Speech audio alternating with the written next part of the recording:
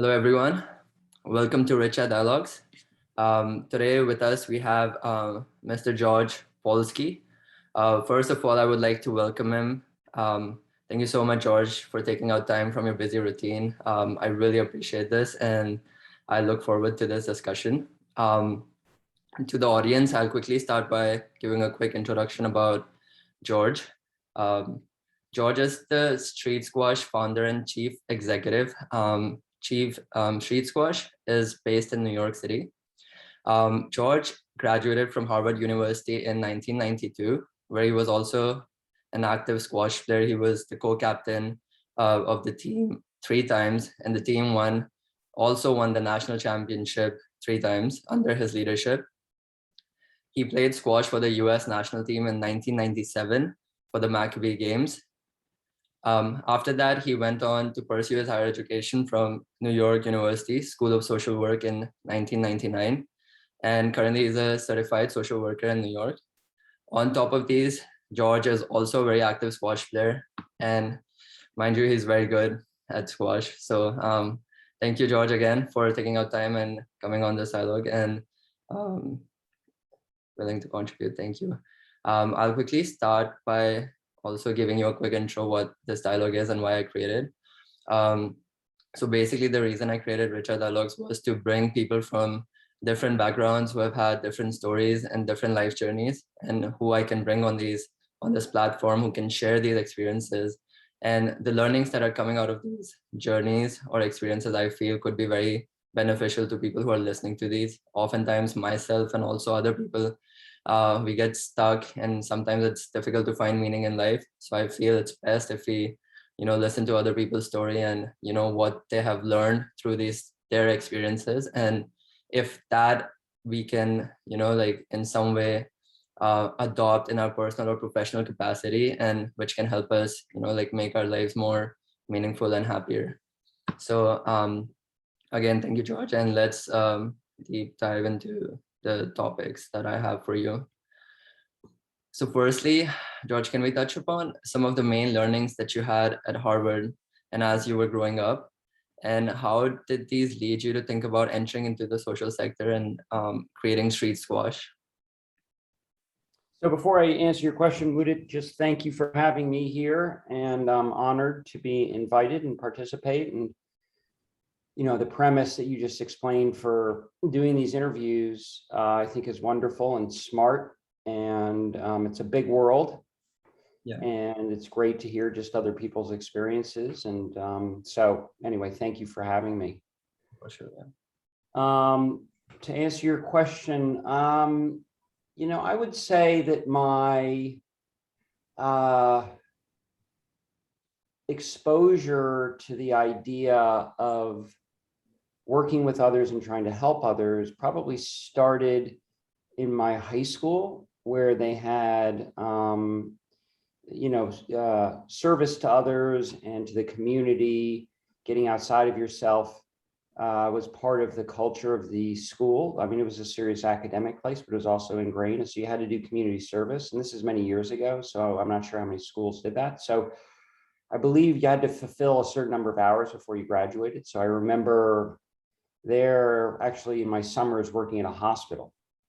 And but it was just, you took ethics courses, you just broaden your mind about I think the value and importance of working with other people, helping other people, some of the things going on in the world and in your community. And so it just kind of, I think, planted that seed with me. And then I carried it on. I think part of, probably my family as well valued that. And then in college, I signed up at a Big Brother, Big Sister program where you mentor a kid in the community. I was paired up with someone and had a relationship with him during my time at school and really enjoyed that. So I don't know, it was just kind of part of just my education, my life, my surroundings that planted those seeds. And for some reason, I just kind of, early on took to it and enjoyed it and found meaning in it. Yeah, no, very interesting. So did you think that family values did play a very important role for you to get into this area? Because a lot of times, like the traditional path is when people they work, there's a lot of things that New York offers. And sometimes, yeah, this is something that I was wondering, that how important do you think is the family aspect that you saw while you were growing up for you to be coming into this area?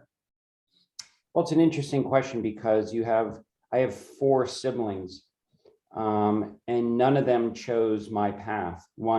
Couple of them went into finance, one was a lawyer. So, my pathway towards what you could loosely call social services or social work, or, we all have the same parents and we all went to the same school. So I don't think it's just because of my parents. I think for whatever reason, also it's part of, just different people are interested in different things for different reasons. I've always enjoyed working with kids. So that's a big part of it, though you could be in social services working in any kind of population, working with any group of people. So why I took to it and why it became my life's work and not my siblings who had the same parents, and I can't explain that, why I took the path I took. I can explain why it's important to me, but getting into the reasons exactly, why I think for anyone in any profession, you have to feel the passion for it. And that's part perhaps kind of your circumstances, part your upbringing, and then maybe just something just happens to be within you. I don't know why. That's not a great answer, but No, that makes sense. Passion definitely makes sense. And coming on to passion for kids, so Street Squash does give a lot of focus on education of the kids that are enrolled in the program. So basically, if you can quickly touch upon how does the model work, and then what is the overall objective of Street Squash? sure. And maybe if it helps, I don't know if we're going to get to this later, but there was a long gap in time between when I finished college and when I started Street Squash. It was probably, not that long, but it was 7 or 8 years. Oh. That was important in focusing me and helping me figure out more so kind of what I wanted to do, how I wanted to do it. It was somewhat of a journey and evolution. So I can get in, I don't know if that would be helpful just to talk a little bit about that. Yeah.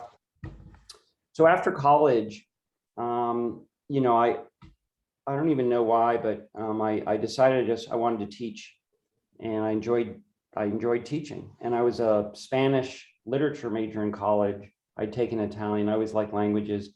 And so right out of college, I got one job, and it was to teach Spanish at a boarding school. In the United States, we have these schools where kids in high school and middle school live, they go away. And so I got a job at a school for a year. They needed a squash coach and a Spanish teacher. And I checked off, it was the only job I got. I did it for a year. I really enjoyed it. I taught squash. And then I decided I wanted to keep on teaching. So I went out to Seattle on the West Coast and was there for maybe 4 years. And both of these schools worked with kids who were more affluent. They were private schools. And I just became more and more interested in the students in my classroom who were not doing well.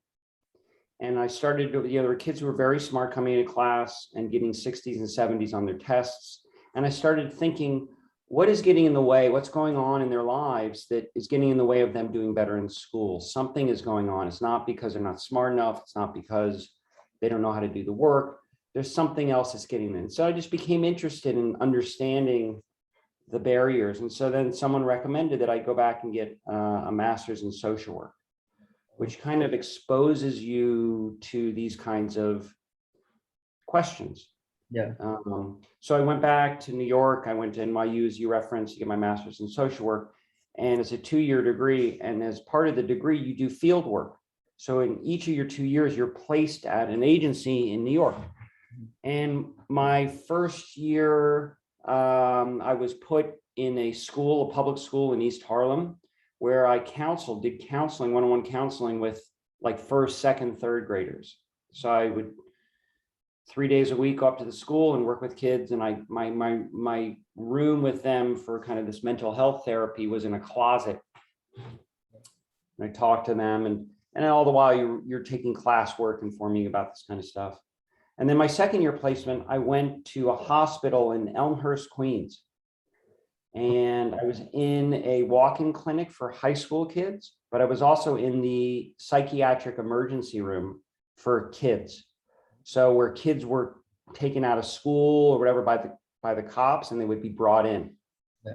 So I saw some pretty rough stuff. But anyway, just got into that, and you start learning about all the other factors that are in someone's life outside of school, what's going on at home, what's going on in their community, what's going on at school, that are influencing how, right, with everyone, there are many things that go into how we're performing at work, how we're doing with our friends, how we're doing socially. So it just got you in that mindset of trying to think about all of the factors that go into contributing to how we do things and why we do things. I think it's very interesting that you said that you took those 6-7 years before you actually started Street Squash, because I think you personally allowed yourself to see what really interested you, and through those experiences, as you just mentioned, you actually got to know that this is what your passion is. And sometimes, like overall, even I come from India, like a lot of times in society you would see there are a lot of like norms which are already preset, that you'll do college, then you'll do this job, this job, this job. And in that process, like a lot of times you don't give yourself that time or space to experience other things in order to actually like figure out what you really like. So in your story, like you were saying, those 6-7 years played a very important role for you. I think that's exactly right. And I would say that those 6-7 years were pivotal. And I think a thing that you referenced, Mudit, which is really, really important, is that these pathways that are created for people, and for some people, that's what you do. You don't question it, you just do it, and you kind of like, and what was really important for me, my mindset, especially when I went back to get my graduate degree, was I went into it thinking, I don't know, you go to law school to become a lawyer, right? You go to medical school to become a doctor, although you could be different kinds of doctors, you could be different kinds of lawyers. But I went to get my MSW, not really having a destination at the other end. I didn't know where it would take me. And that kind of freed up my mind to really think creatively about, it was a little bit stressful because I knew that when I was done, I had to do something, but there wasn't a prescribed pathway that I had to follow, because I was just kind of, there were lots of elements in the soup, my soup, the passion for education, the passion now for working with kids that were under trying circumstances, that didn't have as much support, the mental part of kids, school. So yeah, I try to, when I talk to people who are younger than I am, try and talk to them about that, of like, to the extent possible, have an open mind, and if you're able, explore a little bit when you take your next job. Or you go back to school, don't be so set on a path, because something may come to you and occur to you that you never considered, and you need to be open to that when you think about your future. Yeah, and correct me if I'm wrong, like when you say you did get into some of the things where you didn't know what you were going to end up at, like the outcome was still unknown, but the only reason for you to be doing these was just because you were very passionate about them, right? Like that's why you would get into something where you don't know what the end result would be, but you actually really like what you're doing. And yeah. The content of the stuff I was studying, the content of the stuff that I was being exposed to in my placements, I found all really interesting and passionate. But how do you put that together for a career? Because there were certain things about it I didn't like, or I didn't see myself doing. Many people who go to get their master's in social work, I think a lot of people, depending on which school you go to, the pathways to become a therapist, a mental health therapist. And I went in thinking maybe I'd want to do that. And it quickly occurred to me, like, I didn't want to do that. For me, it was just kind of too limiting, just to see a kid for an hour or 45 minutes in one setting and not be part of their lives in other areas of their lives. It was too just for me, but I was interested in it all. Yeah. So just trying to figure out how it all fit together for me professionally. And as you created Street Squash from scratch, and now it's such a big organization, how, first of all, how did this happen? And then what are some of the challenges that, you faced and you continue to face in this area? Yeah, so I'll add another interesting but important part to the story. So in 1997, which must have been between the summer going, I think it was the summer between my 2 years of graduate school. I went and played you referenced it in the beginning, in the Maccabea Games for the US. And the Maccabea Games are the Olympics for Jewish people around the world. So every 4 years it's in Israel. I think it's this coming summer. So I tried out, I made the US team in squash. And so I went over to Israel for 3 weeks in the summer. And my coach was a guy named Greg Zaff. And Greg, who was probably 5 or so years older than I am, 6 years, was before me a legendary squash player and a really good tennis player. He went to Williams, he played on the pro tour, he's a very accomplished squash player. And he had just started up a program in Boston called Squash Busters. Okay. Mm-hmm. First year. And so we didn't really know each other before then, but we had 3 weeks in Israel, and we just, when people are of the same mind, so we just hung out for 3 weeks, and he was telling me all about what he had just started in Boston, which kind of combined a lot of the things. So obviously squash, which has been a big part of my life for my whole life and remains a big part of my life, and the kind of kids and education and sport, but also this idea of addressing inequality, trying to address inequality, working with kids that don't have as much access to opportunity and support as other kids who have more resources. And so I was just, intrigued by it all. And then I went back to finish my second year of graduate work. And I was like, I think I want to try and do this. In New York, I really I loved the idea. And so during my second year of work at social work school, I had to educate myself. How do you create a nonprofit, an entity? What do you have to do to create an organization? So I started asking around and I don't even remember, this is a long time ago, but we incorporated, I filed for our nonprofit status. I got a lawyer. You have to come up with the law. It's a business. Yeah. I mean, it's a special kind of business, but you're creating literally a business where people get paid, where you have to raise money, where you have logos and shirts and materials. And I had to go find schools. I had to go find a place where I could take kids and do this. So I went to the Harvard Club. I went to Columbia University. I went to the YMCA with a piece of paper and a crappy logo. And I said, hey, this is my idea. Do you guys can I borrow your courts? Oh, yeah. And they said, can I borrow, can I use your courts from these hours on these days to bring kids from 135th Street there and teach them how to play squash and help them with their homework? And lo and behold, they said yes. And then I raised some money because I had to hire another person. I created the start of the organization, and I graduated in May or something. Mm-hmm. And I went and started with kids, presenting to kids that September, 4 months later. Yeah. That's amazing. Yeah. And as you actively were looking for kids, and you still do, what are some qualities that you look for in a kid who you would want to be, a part of this program?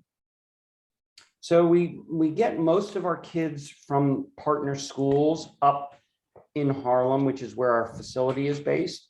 Yeah. And it's really self-selecting. It's up to them. So we'll go present the program to them either in their schools, or we'll bring them over to Street Squash. Yeah. And we tell them what the program's about. They'd never heard of squash before, but this is a game of squash. We bring a squash racket. I used to go take it and hit it up against the walls in their classrooms. Yeah.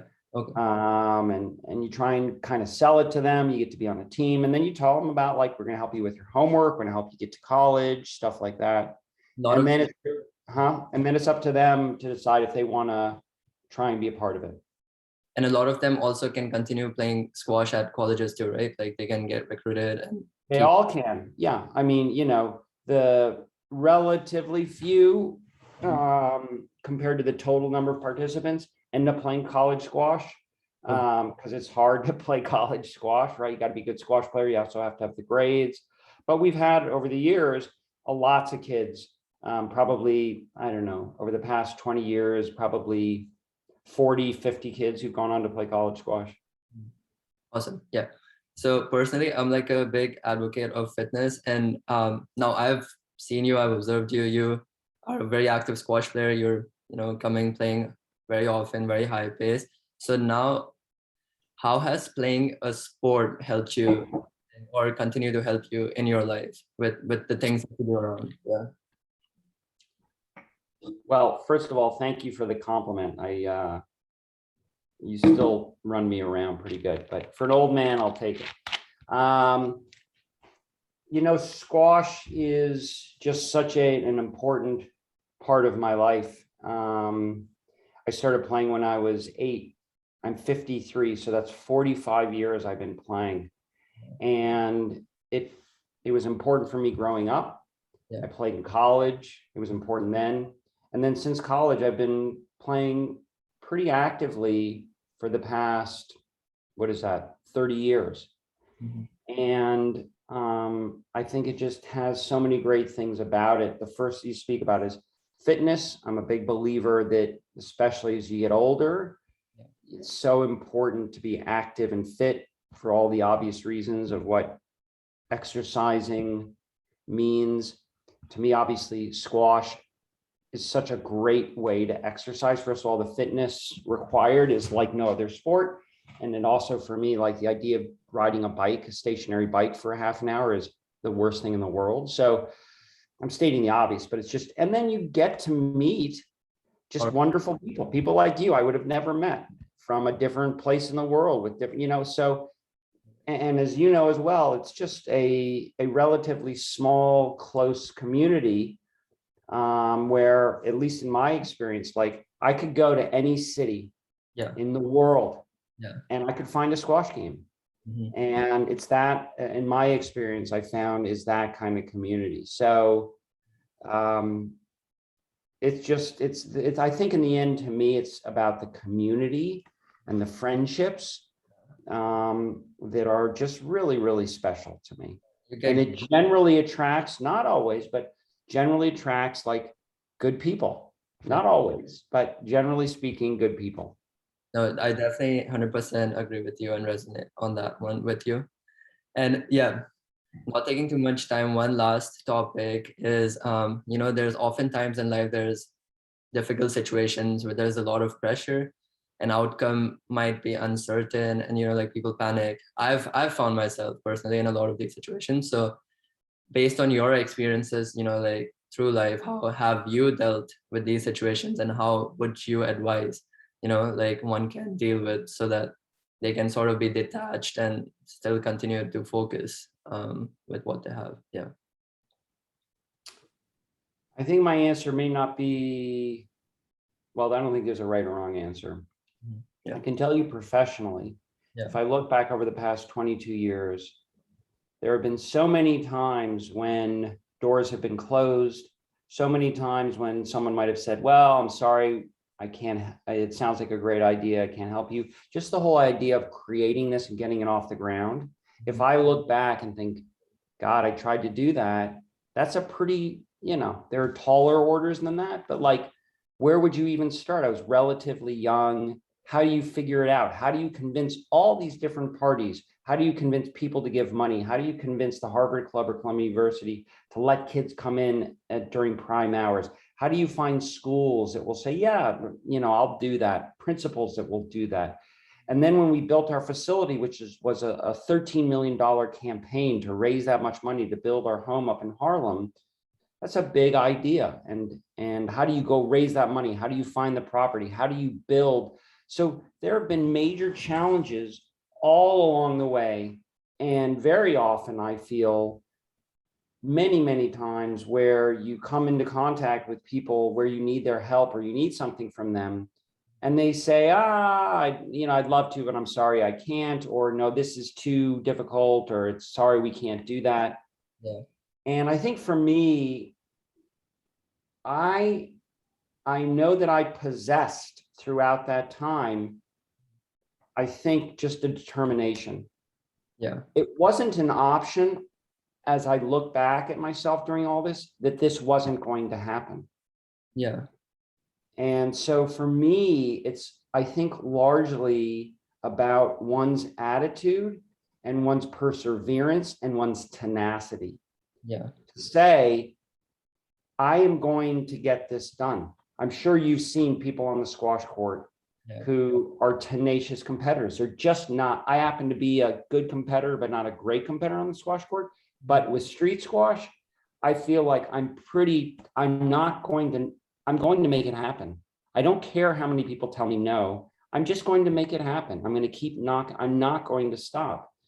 And in combined with that, I want to be around people. I've met, and it's not fair to kind of separate, just put people in these kinds of buckets, but when I come, there are two kinds of general people I meet when I'm trying to do something, anything, but when I think about bigger things. There are people I meet who say, I don't know, that's going to be tough. That's going to be a tough one. And then there are other people I meet who I present the same thing to, or say, this is a great opportunity, let's make it happen. And I want to be with those people. And those are the people that make things happen. The people who are always like, this is going to be a tough one. I don't want them in my camp. So I want to surround myself with people who see opportunities to do great things and who are not focused on the why can't it happen, but rather why it can happen and why it should happen. And this is a great opportunity. That's amazing. That also sort of answers, like how one can also make their life more meaningful, just like surrounding yourself with positive people who are lifting you rather than questioning you, right? Like that's what you're saying. Yeah. So yeah, no, George, thank you so much for all the answers. This was very informative, and I'm sure everyone's gonna love this. So thank you again for your time, and I'll see you on the squash court around very soon. Thank you. Okay, Mudit, thanks. And I think this is a wonderful thing you do. And congratulations on coming up with this idea. And thank you for having me. For sure, George. Thank you. Take care. See you soon. Okay, bye.